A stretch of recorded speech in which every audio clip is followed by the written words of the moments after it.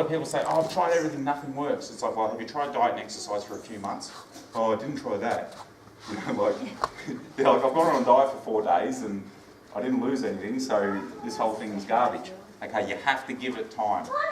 Yeah, and we have to be able to construct the diet in a way that enables us to stick to it for a period of time. So it's not about being perfect, it's about being good for a long time. So once again, I won't run through all of these, but they're in the slides so that you can refer back to them. But pretty much we're trying to reduce the intake of high energy, energy dense foods and up the intake of more nutrient dense foods. Okay. These two bottom points we didn't discuss much. We're trying to identify sweet or treat foods which are lower calorie, more nutrient dense alternatives. Okay, so it's not about depriving yourself of those sensations that you like. But if you're the kind of person that likes something hot with something cold because you like apple crumble and ice cream, you know, maybe you can do like a poached fruit and a Greek yogurt or something like this. You know, put a bit of cereal for some crunch. You know. Cocoa, those cocoa sweetener and Greek yogurt desserts and things like this. And our bottom point down there, including more incidental exercise into your routine. So parking further away from the shops, walking to the shops, taking the stairs to work, all this stuff all adds up, Bernie. Yeah, that's a question on that. Is it, if you like poach an apple to a normal apple or something, they were saying that you have more sugar in one, so like a ripe banana to a black banana obviously has more sugar. So is that more fat then? Do you know what I mean? More energy. No, it's like it'll make it higher GI because it starts to already break the sugars down. But in terms of energy, it's going to be the same. Yeah. Just be careful, like not even be careful. I mean, if you want to take the skin off an apple and poach it, that's fine. But often, like the more processing we do to foods to make them more appealing, we lose some things. So if you're taking the skin off and all that sort of stuff. So then, weight gain or muscle gain. So what are the keys? What sort of things do we need to be thinking about? Energy. I mean, adequate energy. Adequate energy, yeah. And if all we're talking about is muscle gain, but we want weight to stay the same, maybe energy stays the same. But if we actually want to see the number on the scale to go up, what do we need to do? Yeah. Eat more energy is what I was talking about, okay? So if we actually want the numbers on the scale to go up, this has to outweigh this, okay? We think about our protein that we talked about. We want to give it time, but this as well, the training. So many people think, oh, you know, what are the magic pills? How much protein do I need? Blah, blah, blah. All this stuff is important, but the training is so important. Yeah, I would rather you, I mean, it's hard to say what's more important, diet or training. Definitely diet's super important. If all you eat is lollies and nothing else, you're not going to build muscle, okay? But at the same time, as long as your protein doesn't have to be 25 grams every 3 hours on the diet, I'm drinking this, I'm going, you know, it doesn't have to be so nailed, and you miss out on getting quality training. Sorry, I didn't explain that right. You can't do that and then miss out on this and still expect to get really good results. Whereas this, even if you eat, say you're trying to get your 4 or 5 serves of protein a day, one day you only get 4, one day you eat 18 grams instead of 25 grams of protein, blah, blah, blah, but you're smashing yourself in the gym, getting adequate rest, I would back the person that's training their ass off and doing the food right 90% of the time versus the person who misses out on a day at the gym but tries to get all their bodybuilding diet nailed. Okay? I was all over the shop with that, but hopefully you got the point. So the things that I'll be doing if I'm trying to gain muscle, so just double check that protein intake and spread.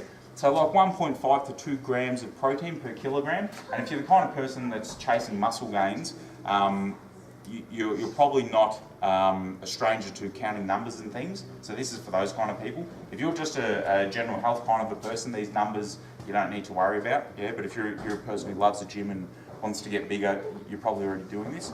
But double check your protein intake. May need to increase the consumption of energy-dense foods, okay? If you're a skinny guy that never been able to put on weight, then load up some more peanut butter on your toast in the morning, okay? Yeah. So this one here, so the only supplement that I've mentioned today, so creatine is a really good supplement. If you want to build muscle, creatine definitely works, okay? It helps you get stronger. If you Is that a brand name or is that a No, that's a product, yeah, creatine. So, or creatine monohydrate. We can talk more about that if you want, and even like liaise with me through Brian if you want, and I can tell you which one to get and which one's not to get. But it's quite cheap, it's been around for decades. The other thing is giving it time, okay, and you don't need to stuff your face like a pig. About 1 kilogram per month is ideal. If you're putting on 5 kilograms in a month, newsflash, it's not all muscle.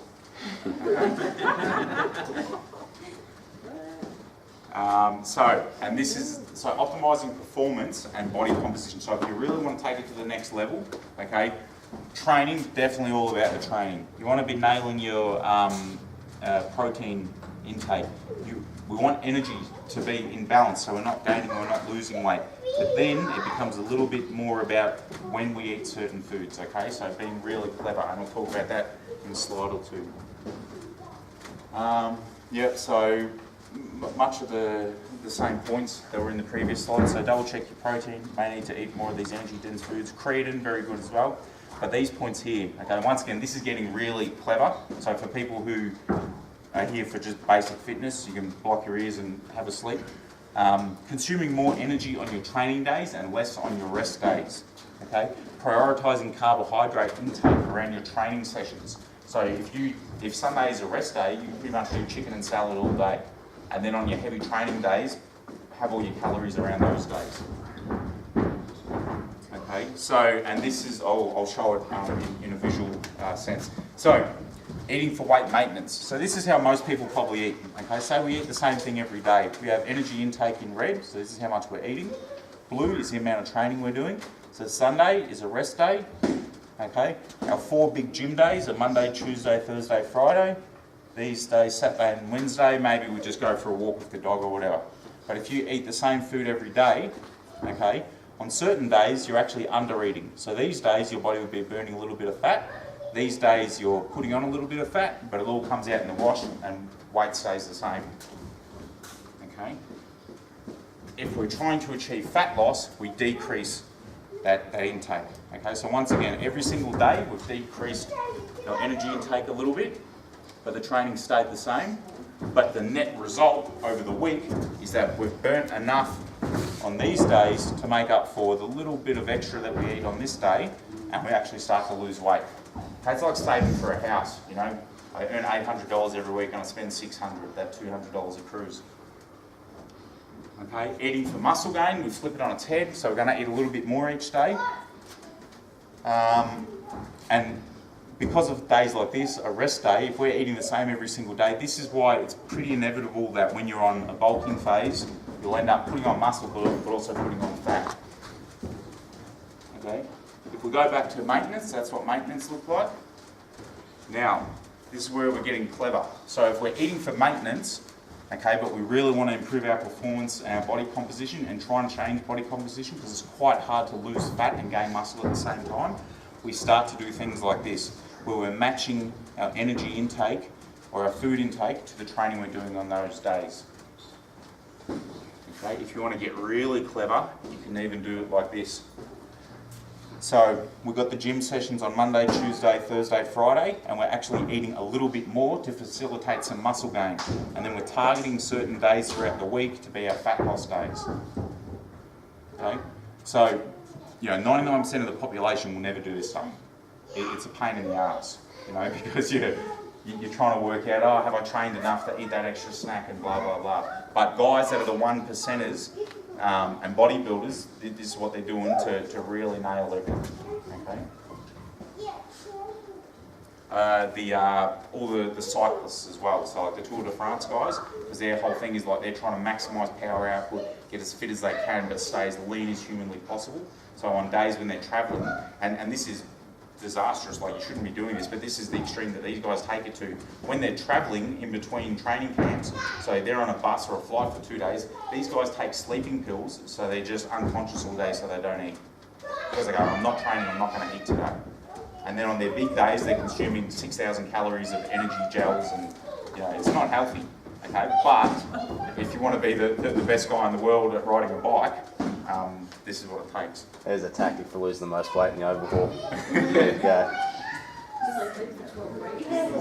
So does that? Yeah. Well, if you're in a coma and no one's putting a tube down your throat, you'll lose a lot of weight, won't you? Does that make sense to the guys who are maybe interested in that? Yeah. I'll wrap this up because everyone's getting bored. So what do we do when we leave here? Okay. So if you're already pretty good and you just want that little bit of a nudge, just take everything on board that I've said. Read the nutrition manual, keep doing what you're doing, and make a few little tweaks. Okay? Maybe you don't need a plan. Maybe you just, this little bit of extra info helps give you a nudge in the right direction. I would imagine most people fit into this section here when you need more than a nudge. Okay? We don't want to completely revamp everything. We're already doing some things right. We know we're doing some things wrong, but we don't know how to make it better. So what I would suggest is for you to either keep a food diary for several days, or even just think, all right, what's my normal day look like? Okay, write it down. Count up your food group serves, okay, according to the manual. So you'll go through there, you'll have a look, it'll say 1 protein serve is a palm of meat, or 2 eggs, or a can of tuna. Okay? So write down everything you eat for a day, and then start to add it all up. Identify what your goals are. So we'll just talk about weight loss, weight gain, or weight maintenance. Okay? Do I need more energy, less energy, or the same energy? Okay? And then start to increase or decrease some of these food groups to align more with your goals in terms of do I need to decrease or increase weight, etc. And this is all in the nutrition manual, okay? So you'll be able to read this stuff. So just an example, so this person here, okay, and although there is estimation equations that you can do, like if you jump on Google and type in how many calories do I need, you'll find a million different calculators that say what's your height, what's your weight, blah, blah, blah, okay? But these are all just estimations. The way we do it with athletes and with people in hospitals is we use these equations as a base, and then we implement a plan, and then we monitor and then adjust from there. Okay, so here's a tip. If you've been eating the same thing every single day for the past 3 months and your weight stayed the same, what you're eating is the exact amount of energy that you need. Okay, it's not rocket science. We know this because the proof is in the pudding. If your weight hasn't changed, then you've obviously been in energy balance. Okay, so this person has written everything they eat for a day. They've been in energy balance. We've added up the food groups. They want to lose some weight. What we've done is decrease. What have we decreased? So they were having like a muesli bar, just out of interest, we'll say it's like a chocolate-coated muesli bar for a morning snack. Okay, which is an extra serve or like a junk food serve. We've decreased that, and we've changed from 2 sandwiches at lunch to 1 sandwich. Okay, but instead of having less food, okay, so it was 2 cups of salad, 2 sandwiches with tuna, with bread, obviously, and we've just changed it to 1 sandwich and a side salad, and we've also removed the mayonnaise, which was on the tuna. Okay, so I've decreased a fat serve. So all we've done, if you look at the total serves down the bottom, we've decreased fat serves by 1, decreased carbs by 2, and gotten rid of this muesli bar, chocolate bar thing. It's that simple. And then you do that for an extended period of time, and the weight comes down. But you have to do it for an extended period of time. What I would suggest is, like literally in 1 week, if it's working, you'll see some sort of a weight change in 1 week. Okay? Definitely by 2 weeks. If you've reduced it a little bit, in 2 weeks, there's absolutely nothing's changed, then we know that it's not working, we need to reduce a little bit further. But if it ain't broke, don't fix it. So if you make a slight change and you're heading in the right direction, just keep doing what you're doing. Okay? And then there'll be these group of people, okay, that want a complete revamp. They're like, Jesus, I don't know what's going on, my whole life's spiraling down around me. I need somebody to tell me exactly what to do, okay?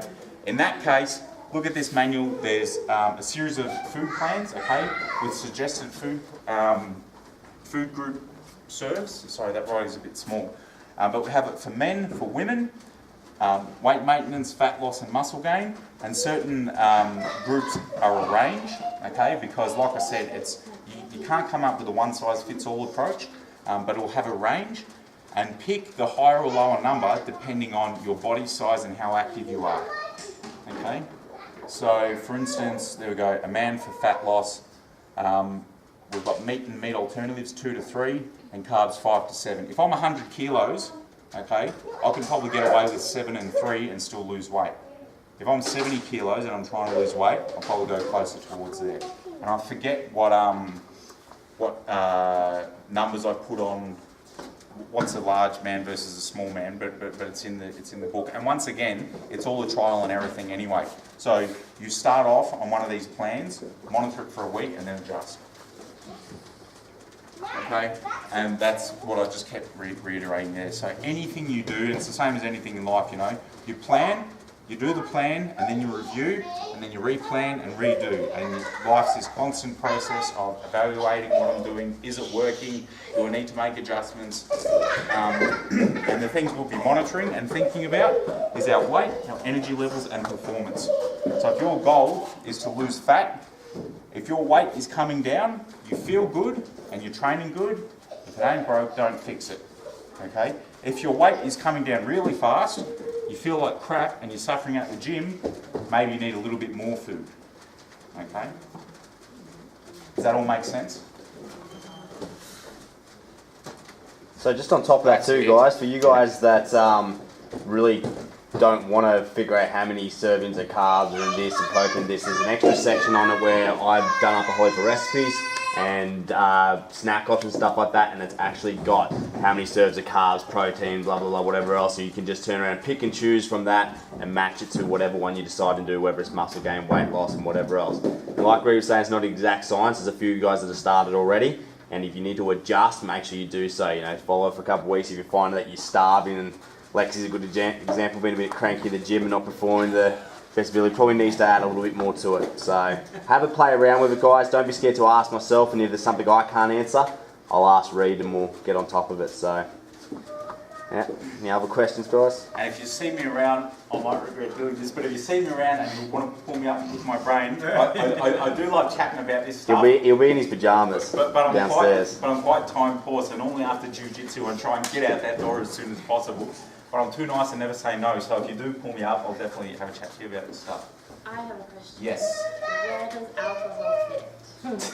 Look, Yeah. everyone was thinking it. Yeah, everyone's thinking it. So, look, obviously, alcohol, no nutritional value whatsoever. Yeah? So if we're trying to cut out calories and trying to reduce the amount of energy, alcohol should be one of the first things to go.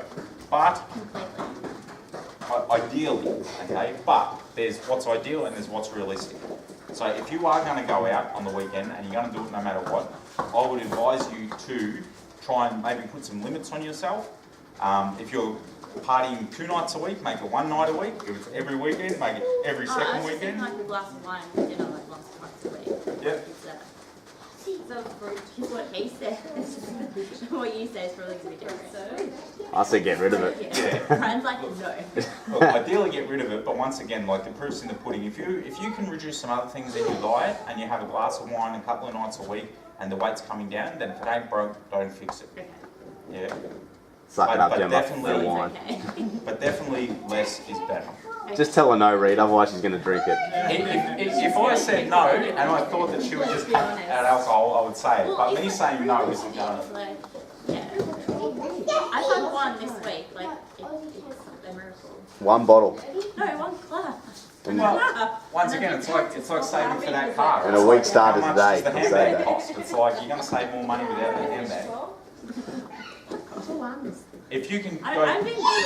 if you can go 12 weeks without alcohol, if you can set yourself a goal to do this 12-week program, that would be a really cool thing, and then you might be surprised with how good you feel. I already failed. Anything else, guys? One of the things I'm Yes. struggling with, I've started the weight gain, just actually getting all the food in. Yeah. It's like, Yeah. I'm used to all of that. Yeah. So then. Shut up,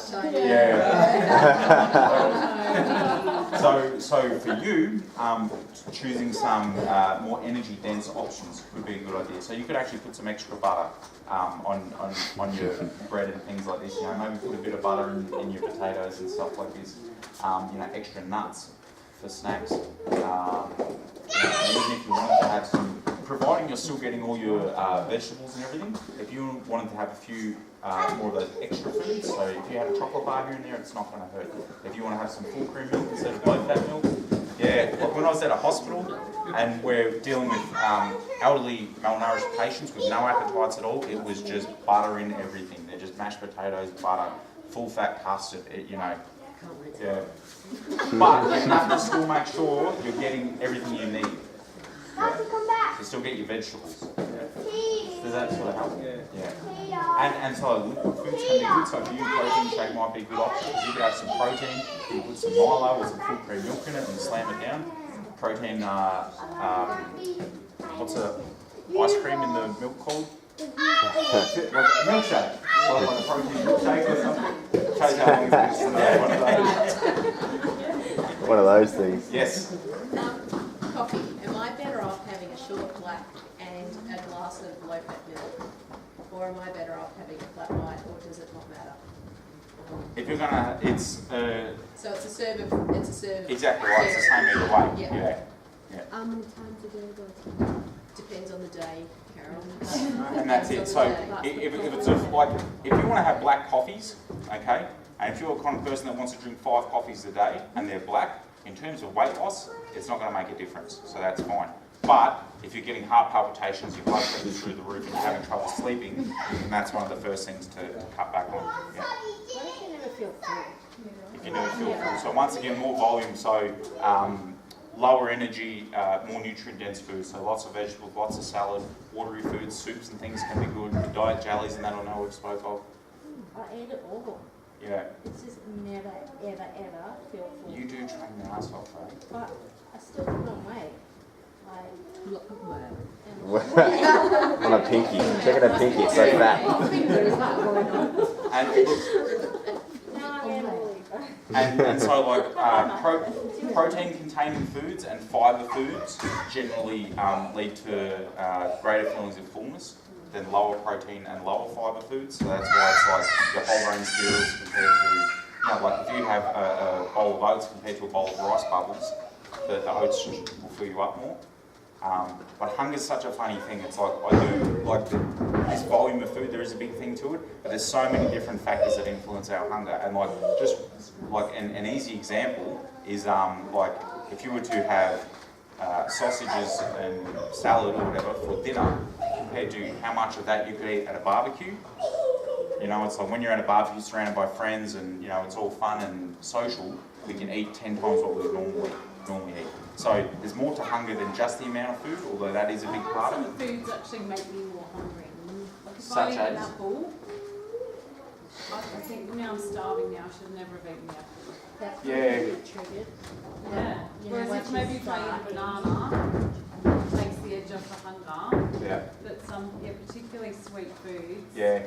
just make me starving. And here's the thing as well, so it's like, because there's I mean, everyone's got little hang-ups and everything, but there's normal sort of appetite, and then there's, often people have these almost sort of psychological attachments to food, where, you know, as a dietitian, I don't want to tell people you can't have this, you can't have that, but certain people, it's like, you know, they're just mad for chocolate, and if they have one square, they're going to have the whole block. Yeah. So it's like, for these people, maybe trying to avoid chocolate is a good thing, because like I think Bernie just mentioned, it's like a trigger food, and so once they start, they can't stop. And this is going down a dark road, which I didn't want to today, but you know, it's also about, if you're the kind of person that has, like, in lieu of a better word, like binges, and like I've competed in martial arts for years, and when you're trying to make weight for comps again and again, like we've all been there, you know, so, well, not everyone, but a great deal of people, so I know what it's like. You know, if you're the kind of person that has these episodes, definitely identifying what food sets you off and what situations and which emotional states set you But off. isn't there a lot of research now that talks about sugar, and a lot of fruit is high in sugar, that stimulates your appetite? There's many Like you things. can eat 5 bags of lollies, Yeah. and your brain doesn't realise that you're full. Yeah. But if you ate the same amount of, like a small handful of, say, almonds, Yeah. you know you're full. Do you know what I'm saying? So surely some It's foods that- your brain doesn't There is, I'm but sure I would sometimes argue. it's emotional, but I don't think I've got emotional Yeah. to apples, for example. Yeah. See, but I would Are you argue. serious? Yeah, I would argue this is individual Yeah. between people Yeah. because I'm the exact opposite. Like if I have a piece of fruit, that I'm actually content. You put a bag of cashews in front of me, I'll eat a kilogram of cashews without even blinking. You know, like. So do you think some of it could be because you've done weight loss, like cut weight so much, that when you get it, you're scared it's going to be taken away from, but that's the emotional side, right? Yeah. And it definitely goes, like, I've worked with athletes like fighters, because everyone that's ever competed in a weight category sport has these problems, and it's normal, but then that goes too far, and I'll be the first to put my hand up and Fighters, say bodybuilders, that I'm not super qualified to work with, and not saying anyone here fits in that category, but once it gets into the full like bulimia, like eating disorders, so there's what they term disordered eating and then eating disorders. I will say I have disordered eating because I'm worried about making weight and, you know, I'm quite particular with my food, but there comes a point where it turns into an eating disorder, and then it's a problem for a psychologist or an issue to chat about with the psychologist. I'm not saying you guys fit in there at all, but yeah, I think that's sort of. And does water bloat you a lot? Like if you have too much water, is that what can make that bloat? That can make you feel full. That can be a good thing, yeah. So often, you know, we feel dry and parched and we think we're hungry. So we eat food when really if you just had a few glasses of water, you feel full. So that's why things like soup and high water foods, and what are high water foods? Vegetables, fruits, things like this. Yeah. But once again, like if you're going to eat apples until you feel full and it takes you a while, let's say stick to carrots or the celery sticks or something like that. Yeah. Well, everyone had that thing that will. Can we do a little poll? Because I'm interested in this. Does anyone have a... bananas. If I eat a banana, I have a morning tea banana, that's it. Self-talk is a real challenge as well. The way you talk about food. It's a classic there. You know, fixation about bananas, you've got fixation about apples. Wayne's very clever in that respect. And these are things we can bring up in the motivational seminar and stuff like that too. With Nicky Boy, he's done a lot of work on that kind of stuff, so he's just sitting here diagnosing all you guys right now. Bunch of Fruit Loops. Yeah, it's I've got one more question. Yes. With the processing of food, Yep. if you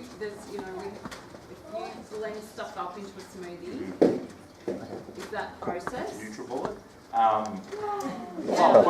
Well, it is. But here's the thing: it's like a lot of these terms aren't useful terms. Like to say I'm going to avoid all processed foods it's not a useful term at all. No, I Because guess my question is is it harder for your body to digest a piece of celery or a celery that's been or is it the same? you'll get it all. Pulverized at a molecular level. It's going to be the That's a lot of crap.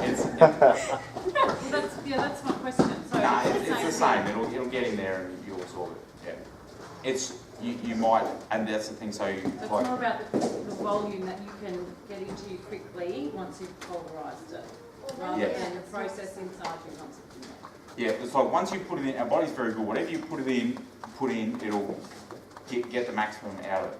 Yeah. But what you do to it might mean that you'll eat more or less of it. Yeah. Yeah. So when they talk about processed food, it's just more about what? Adding sugar. What is the bad process? It's not cooking it. A lot of people say, "I know you're going to only eat raw food." No, that's garbage. No, I know Yeah, it yeah. is, but Yeah, when you say processed food, yeah. what's the process? You mean adding sugar and Well, it's like the difference between, say for instance, a piece of pork.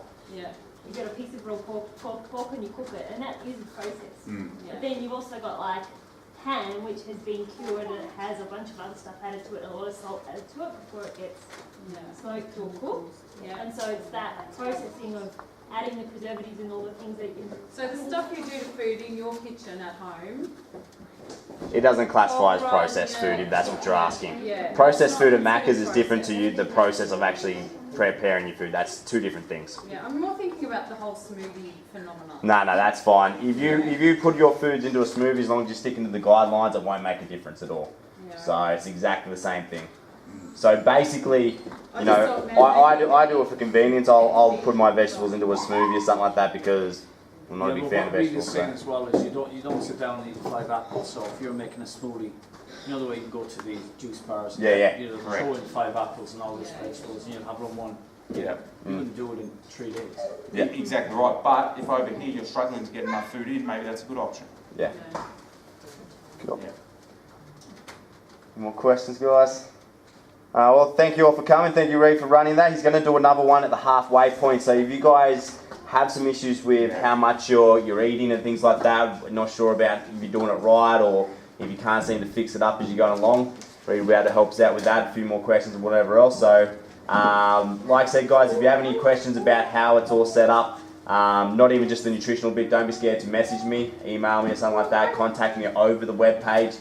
If you haven't registered already, make sure you do so. So thanks again, Reed, appreciate it. We went a little bit longer than expected. You warned me about this time.